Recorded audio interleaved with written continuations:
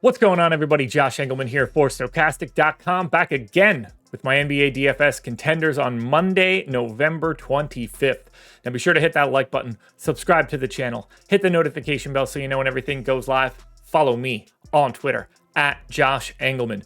Moussa Diabate on the outside looking in, coming in at number 6. The Hornets are running out of centers. He's looking pretty good, but not good enough to get into my top 5. Who will be my favorites? My top 5 plays for today?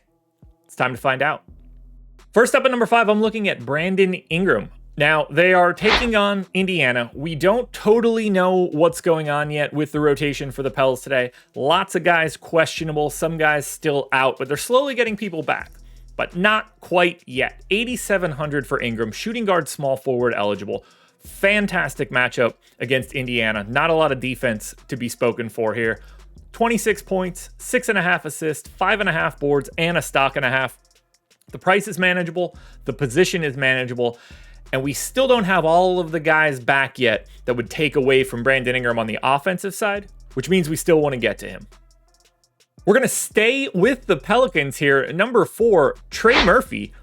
I like him more than I like Ingram. Now, obviously, they're next to each other in rank, but just on the surface, this one feels a little bit better. The minutes have started to ramp up. They don't have enough guys back yet, so there's absolutely no competition for his minutes. He's just one of the best players on the team. Small forward, power forward eligibility. 6,400, though, a much more manageable price tag. Same great matchup on the opposite side with the Indiana Pacers. 19 points, 6 boards, 2.5 assists. Little over, or just shy of 2 stocks, a little over a stock and a half. I love the price here. With Ingram, you think, okay, this is a guy that can drop 40 real points in a game. Trey Murphy can do some scoring, but he's going to hit the stat categories a little bit more, and you just don't need the same sort of ceiling because you're coming in at 6,400, not the mid 8K range. So cost-effective wise, Trey Murphy looking really good and could play even more than the 33 minutes that I gave him. I'm definitely getting a little bit tired of talking about Kevin Porter Jr., but he is in at number 3, and I'm expecting we get a little bit better value as the day goes on and he slides a little bit, but he's still just 4,400, point guard only, 13 points, 3.5 boards, 3.5 assists, and a stock. Not the most fun matchup here against the Boston Celtics, who are also getting Kristaps Porzingis back today, which is fun to see, but we still have no Norm Powell for the Clippers, and that's what matters most here. He can get more minutes if that is the way the scenario is playing out. And when he gets more minutes, you could almost assuredly get him in a good game too. It's going to be really weird if KPJ exceeds what you would expect for minutes and isn't playing that well. But I think he could be a little self-fulfilling for this one. The more minutes he gets, the likelihood that he's been playing well is pretty big. But he's still a great value. He's not a bad per minute guy. That's why you end up seeing him here at number 3. Time Lord in at number 2, Robert Williams III, power forward, center eligible, 4,800. What a price tag. Just shy of 10 real points, 8 boards, 2 assists, 2.5 stocks. Now, I went 25 minutes, but DeAndre Ayton is doubtful. Donovan Clingan is already out.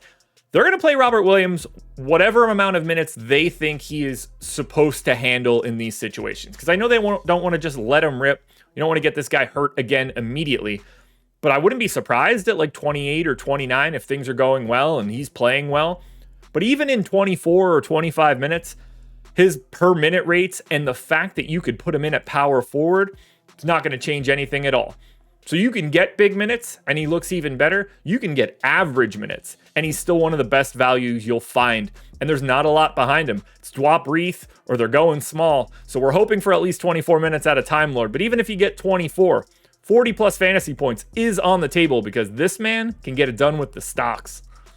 We close it out at number 1. I am going to PJ Washington. He is power forward only, 6K, projected for 16 points, 7.5 boards, 2 assists, and 2 stocks.